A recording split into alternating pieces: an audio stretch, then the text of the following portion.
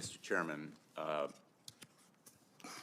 if today's hearing sounds familiar or repetitive, that's because it is. It is repetitive of the last hearing we held, and the chairman's opening statement repeats a lot of what has been the Republican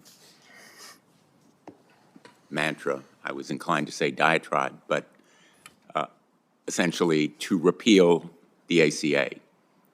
It has been the Republican mission since the passage of the ACA, and we have voted on it some 70 or more times. Fortunately, every time defeating the repeal effort. And I want to make very clear, our healthcare system costs too much. It has problems like fraud.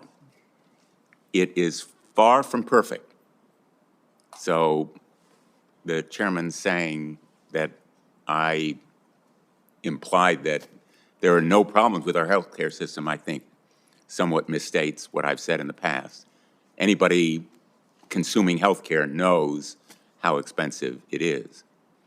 But more important than what I say here is what the reality is for American families right now in their small businesses, like Dan Jacobs, in their farms, like Aaron Lehman, in their kitchen tables, their living rooms, where they are going to buy health care right now, health care coverage, and they are confronting double and triple rates, and they are climbing. It is sticker shock that is deadly. People will die.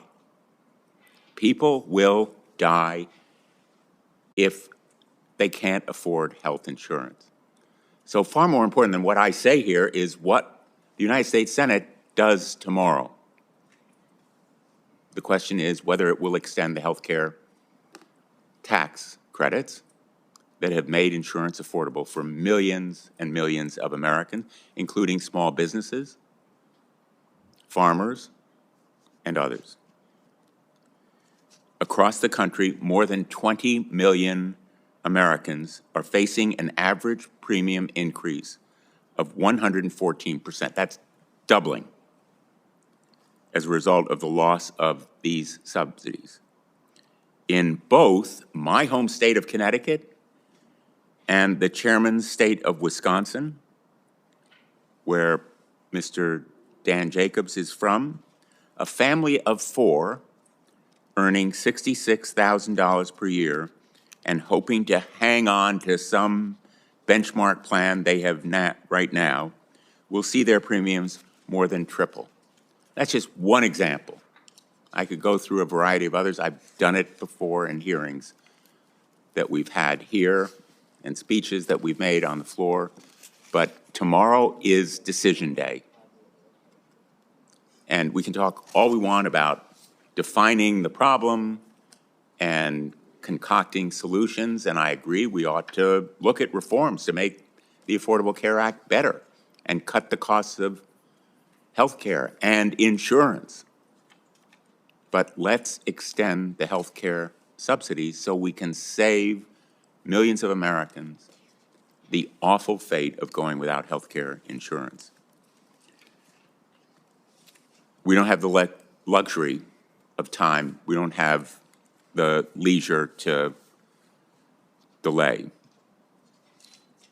And I believe that we should recognize how the Affordable Care Act serves our small businesses, our farmers, our individual people, millions of them, who will go without health insurance if we decide wrongly tomorrow.